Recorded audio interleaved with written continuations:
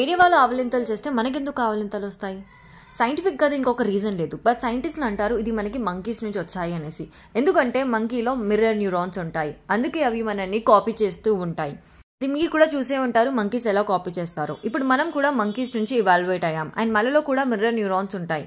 అందుకే వేరే వాళ్ళు నవ్వుతే మనం కూడా నవ్వుతాం, వేరే వాళ్ళు ఏడిస్తే మనం కూడా ఏడుస్తాం, వేరే వాళ్ళు బాధపడితే మనం కూడా బాధపడతాం.